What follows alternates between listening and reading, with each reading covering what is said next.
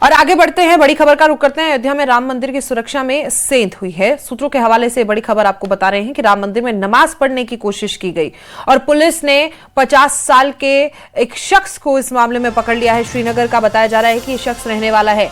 खुफिया एजेंसी और पुलिस इस मामले में पूछताछ कर रही है।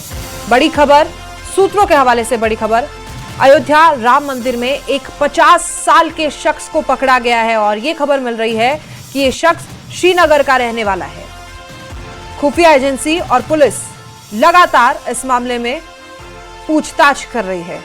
सुरक्षा में बड़ी सेंध सामने आई है। अयोध्या से बड़ी खबर, सूत्रों के हवाले से कि राम मंदिर में नमाज पढ़ने की कोशिश की गई और बताया जा रहा है कि जो नमाज पढ़ने की कोशिश कर रहा था वो शख्स की उम्र लगभग 50 साल थी और वो शख्स श्रीनगर का रहने वाला बताया जा रहा है। और अब इसी मामले में खुफिया एजेंसी और पुलिस पूछताछ कर रही है। बताया जा रहा है कि एक शख्स अयोध्या राम मंदिर में नमाज पढ़ने की कोशिश कर रहा था। तो क्या नमाज ही पढ़ने की कोशिश थी या उसके कोई और साथी भी वहां पर मौजूद थे?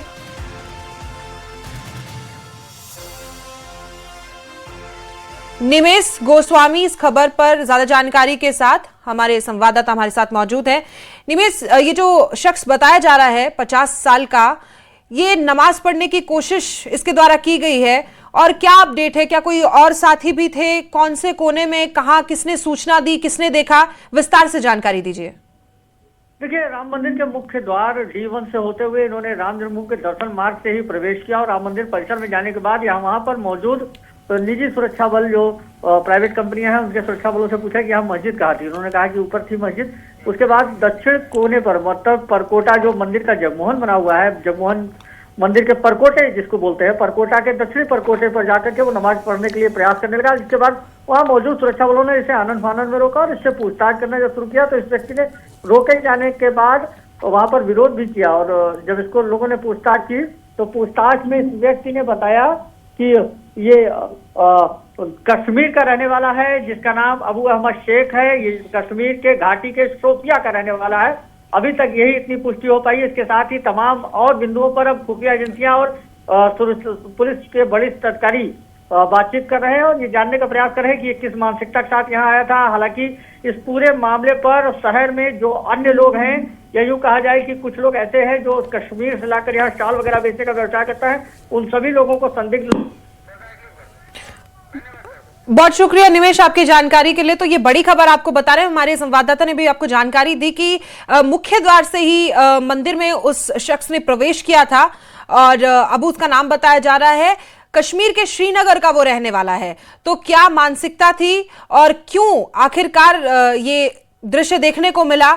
ऐसे में जब लगातार राम मंदिर विवादों से घिरा हुआ था, लगातार ऐसी खबरें चल रही थी और राम मंदिर बनने को लेकर भी जो हालात हुए थे उससे हम सब वाकिफ हैं, तो किस कदर आखिर उस शख्स की मंदिर में एंट्री हुई और वो क्यों मंदिर में जाकर नमाज पढ़ने लगा? अमीश सिंह हमारे सहयोगी इस खबर पर ज्यादा जानकारी के साथ बने हुए हैं। अमीश, अभी अभी हमने अमीश से बात की तो उन्होंने बताया कि अभी ये खुल के सामने नहीं आ पाया है कि आखिरकार क्या मानसिकता थी और किस वजह से ये दृश्य देखने को मिला। हमारे पास इस बारे में और क्या जानकारी है? देखिए, फिलहाल जो शख्स है इसका बताया जा रहा है कि ये कश्मीर का ही रहने वाला है और ये बताया ये भी जा रहा है कि ये आज सुबह दाखिल हुआ राम मंदिर के अंदर और उसके बाद जो है मुख्य दरवाजे से ही, मुख्य परकोटा जो है वहीं से वो दाखिल हुआ है और उसके बाद वो वहां पर नमाज पढ़ने की जैसे ही कोशिश की, सुरक्षा में जो जवान तैनात है उन जवानों ने उसे पकड़ा। इसके साथ साथ बताया जा रहा है कि 2 और लोगों को भी डिटेन किया गया है। फिलहाल इस बारे में लगातार इन्वेस्टिगेशन हो रही है। जी अमित, ये साफ हो गया मतलब वो अकेला तो नहीं था, उसके कुछ साथी भी थे उसके साथ?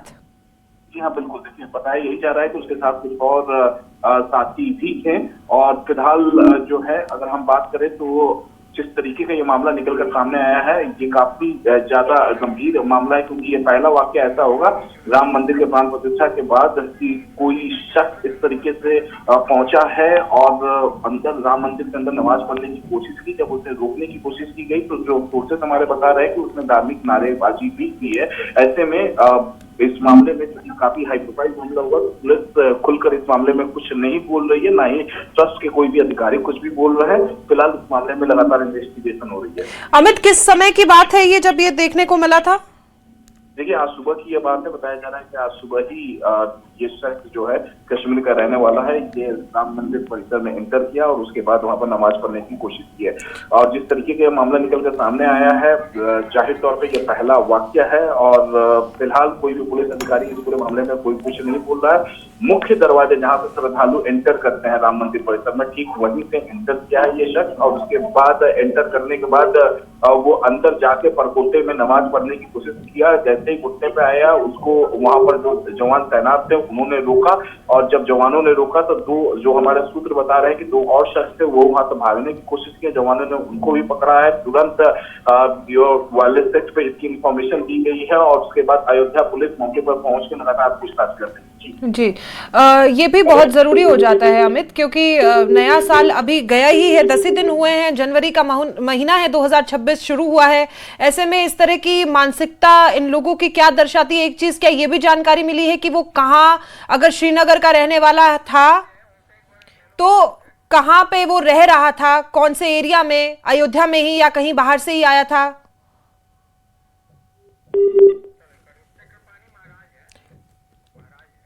चक्रपाणी महाराज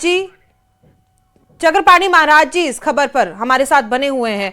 बहुत स्वागत है आपका महाराज जी। ये जो देख ही रहे हैं, सुबह से खबर चल रही है महाराज जी, इसके बाद आपकी क्या टिप्पणी रहेगी अगर इस तरह के हालात अयोध्या में राम मंदिर में देखने को मिलते हैं तो? आप ये बहुसंख्यकों को देश में जहाँ हिंदू हैं, आप देखिए इनका कैसे दुस्साहस हो गया। इस तरह के जिहादी मानसिकता के लोग जा करके और हमारे राम मंदिर जो हिंदुओं की आस्था का केंद्र है वहां पे जाकर के नमाज पढ़ने का दुस्साहस कर रहे हैं। तो यह बड़ी दुर्भाग्यपूर्ण है। मैं इसकी घोर निंदा करता हूं और इसके तह तक जाना चाहिए कि आखिर इसके पीछे कौन कौन वो लोग हैं जो इस तरह की हरकत को अंजाम देने का इन्होंने दुस्साहस किया। दूसरी बात यह है कि आप देखिए जम्मू कश्मीर से आकर के और यहाँ पे इस तरह की चीजें किया है, तो ये निश्चित रूप से निंदनीय है और यह निश्चित रूप से स्थानीय कुछ लोगों की मिली भगत से भी होगा। और हमें लगता है कि अयोध्या से लेकर के इस एरिया में जितने लोग हैं, अधिकतर जिहादी लोग हैं, जिनके टारगेट पे राम मंदिर है। क्योंकि पहले भी जब राम मंदिर का, चूंकि मैं पक्षकार रहा हूँ, जब निर्णय आया तो आपको याद होगा एक मौलाना तो यहाँ तक कर दिया एक समय आएगा कि तुर्की के हागी साकिया की तरह जो है इसको भी हम मंदिर तोड़ के मस्जिद बना देंगे। तो बहुत ही ये इनकार नहीं किया जा सकता कि जिहादी जो कट्टरपंथी मानसिकता है उनके टारगेट पे हमेशा से हमारे धर्म स्थल है। लेकिन आप कहीं भी ये नहीं देखोगे कि कहीं भी कोई बहुसंख्यक हिंदू जो है किसी मस्जिद में जाके इस तरह से नमाज मंदिर पूजा करने का प्रयास किया हो और चाहे जागरण करने का प्रयास किया हो, चाहे कितना। लेकिन आप एक बार नहीं कई बार आप देखें कि राम मंदिर पे हमारे सीधे अटैक, राम मंदिर पे सीधे हमारे जो है प्रयास किया जा रहा है और उसको, उसके वातावरण को अशुद्ध करने का प्रयास किया जा रहा है। तो इसलिए हमें लगता है एक तो वहाँ सुरक्षा व्यवस्था और चौकस करने की आवश्यकता है वहाँ पे, और दूसरी इनकी तह तक जानना होगा कि आखिर इसके पीछे कौन लोग थे। जी साथ ही महाराज जी देखिए, ये भी बहुत जो विषय है बेहद संवेदनशील है। बताया जा रहा है कि जो मेन मुख्य द्वार है वहीं से ये एंट्री लेता है, उसके बाद वहां पर कुछ साथी भी मौजूद थे इधर उधर। आपको लगता है कि सिर्फ नमाज पढ़ने तक का मामला तो ये नहीं है, कुछ और मंशा हो सकती है इसके पीछे? हाँ, स्वाभाविक है कि मंशा तो इसकी खतरनाक है और ये स्पष्ट कहा जा सकता है जो जानबूझ करके उकसाने के लिए आया था कि यहाँ पे उकसाए कुछ वो हो तो उसके बाद दंगे की स्थिति हो। और देखिए सबसे बड़ी बात ये है कि आप ये कभी नहीं देखोगे कि जो इस्लामिक बड़े बड़े संस्थाएं हैं कोई भी इसके खिलाफ फतवा नहीं देगा कि भाई दंगा बसाने का प्रयास किया या तू मंदिर में जाके क्यों नमाज पढ़ने का प्रयास किया, बल्कि इससे मौन हो जाते हैं। वही अगर जो बात में हमेशा से अपनी विक्टिम कार्ड खेलते हैं, अब बताइए, अगर जो कोई भी अप्रिय घटना होती, कोई भी दंगे की स्थिति अगर हो जाए वर्तमान में, तो क्या स्थिति होगी। तो इसके पीछे कई लोग होते हैं, कई लोग हैं। हमें लगता है कि यह बहुत ही सुनियोजित तरीके से सोच समझ के ये किया गया है। ये कोई वो नहीं, पहले भी कई बार प्रयास किए गए और गोरखपुर, लखनऊ में भी पकड़े गए इस तरह के लोग, और जब पकड़े जाते हैं तो बोलते हैं कि ये लड़का विक्षिप्त था, पागल था, इस तरह करके बचने का प्रयास करते हैं, जबकि वो उनकी एक साजिश के तहत वो आते हैं और देश में उपद्रव करना चाहते हैं। चक्रपाणी महाराज जी, आप देखिए, अक्सर ना ये चीजें तब देखने को मिलती है अगर कोई इस तरीके से नाम आता है विशेष समुदाय के लोगों का, तो हम देखते हैं उनकी उम्र जो है वो छोटी होती है। यहाँ पे एक सबसे बड़ी चीज निकलकर जो सामने आ रही है कि 50 साल का बताया जा रहा है वो शख्स है, तो जाहिर तौर पर कोई और मंशा आपने बताया कि हो सकती है, लेकिन अगर इतने उम्र के लोगों में भी अगर इस तरह की जिहादी मानसिकता है तो उसके बारे में आप क्या कहेंगे? नहीं, जिहाद से देखिए उम्र नहीं है, वो इनका 12 साल का 14 साल का लड़के भी ईटा पत्थर मारते हैं। आप चले जाओ 80 साल 90 साल के बुढ़ा भी वो प्रयास में है कि बस हम अभी बम लगा के फूट जाएं और जन्नत हमें चले जाएं ताकि 72 हुरे मिले। उनका शिक्षा गलत है ना, समझिए। उनको इस तरह के दिमाग में डाल दिया जाता है कि वो जिहाद अपना धर्म समझ लिए है कि बस जिहाद वो करके बम लगा के फूट जाओ और फूटने के बाद हमें 72 हुरों के पास हमें जाएंगे और स्वर्ग में रास्ता खुल जाएगा। आप समझिए, किसी की पॉलिसी दिखाते हैं। तो इसलिए आतंकवाद की क्या पॉलिसी है? ये एक मानसिकता है, उपद्रव करो, दंगे करो, मंदिरों में जाके अशुद्ध कर दो, मंदिरों में जाके नमाज पढ़ो ताकि दंगे भी हो, दंगे होंगे तो लोग हिंदू मारे जाएंगे और जो भी होगा वो फिर बाद में विक्टिम कार्ड चलेंगे पूरे विश्व में। तो ये चीजें हैं। आप देखिए ना, वहां पे बांग्लादेश में क्या हिंदुओं की स्थिति होगी, कम है, छुट के मारे जा रहे, लड़ाई कुछ और है, मारे जा रहे, हिंदू मारे जा रहे। यहाँ पे कभी आप ऐसा नहीं देखेंगे, लेकिन विक्टिम कार्ड जरूर खेलेंगे यहाँ के लोग। ये दुर्भाग्यपूर्ण। देखिए, जो हम तस्वीर चला रहे हैं महाराज जी, ये जो शख्स पकड़ा गया है, इसकी लगातार हमारे दर्शक भी तस्वीर देख रहे हैं, लेकिन ये भी देखिए, क्योंकि शोपिया का बताया जा रहा है कि शख्स रहने वाला है, तो लोकल तो है नहीं, इतनी दूर से यहाँ पर आना, इसके बारे में भी एक छोटी सी टिप्पणी। साथ ही जो आप बता रहे हैं, क्योंकि राम मंदिर के परिसर में पहुंचना तो प्रत्येक इन सब व्यक्ति के लिए बहुत आसान है, और अगर ये इतना ही आसान है तो आगे कैसे इस चीज को रोका जाए? नहीं, देखिए, कोठी पे तो ध्यान देना पड़ेगा, और कहीं न कहीं ये कहीं ऐसा तो नहीं कि कुछ जिहादी मानसिकता के लोग भी इसी कोठी में है। तो इस तरह कई पहलू है जिस पे जांच की जानी चाहिए, क्योंकि सुरक्षा बहुत जरूरी है, क्योंकि वहाँ वो हिंदुओं की तमाम असंख्य हिंदुओं की, पूरे विश्व के हिंदुओं की भावना जुड़ी है, और जिहादी तो प्रयास कर ही रहे हैं कि कैसे हम वो तोड़े और हम कैसे इनकी भावना को आहत करें।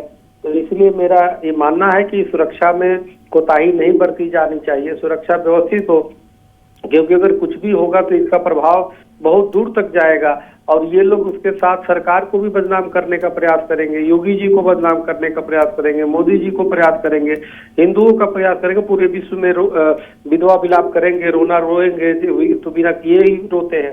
तो इसलिए निश्चित रूप से सुरक्षा को विशेष ध्यान देना है, और ऐसे लोगों के तह तक जाना होगा कि आखिर इसके पीछे कौन लोग हैं, या आखिर क्या साजिश थी जो इस तरह के किया है।